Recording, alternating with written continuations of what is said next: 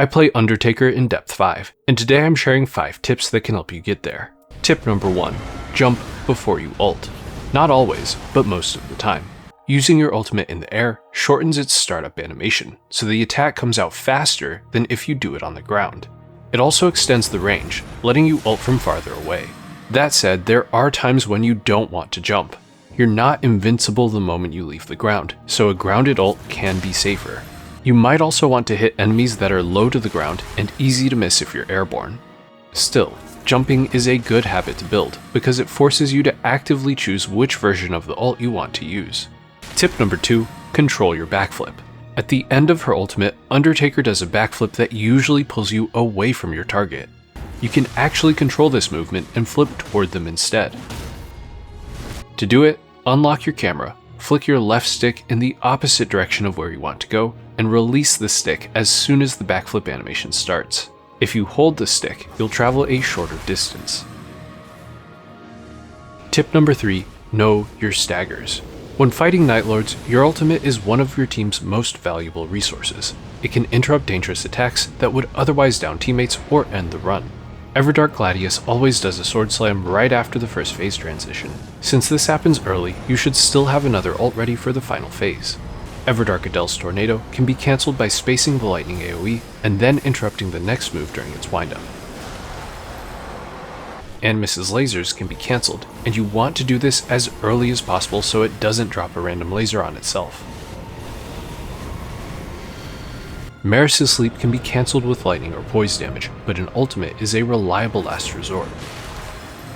Libra's Meditation should be interrupted whenever your team can't break all the sigils in time.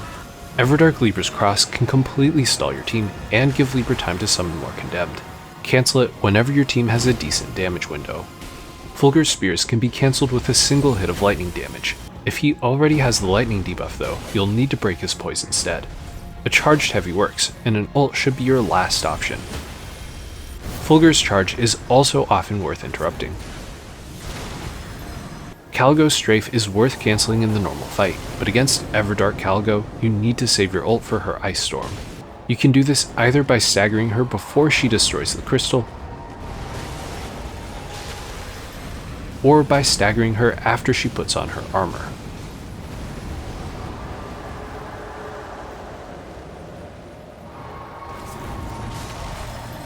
Hjulster and the DLC bosses get hyper armor during their most dangerous moves, so ult management for those fights is beyond the scope of this video. Tip number 4, maximize Trance uptime. With proper management, you can maintain near constant Trance uptime during most fights. To do this, you need the relic effect executing Art Ready's character skill. If Trance is on cooldown, your ultimate will immediately refresh it. But if Trance is already active, using your ultimate instead gives you a second Trance charge that you can use as soon as the first one ends. If you want to open a fight with your ultimate, you can activate Trance during the ult and still get that extra charge. This gets tricky when you factor in free ults from teammates or from dodging grabs. If you're still on your first Trance when you get a free ult, you want to deactivate Trance, activate your second Trance, and then use your ult to gain a third one.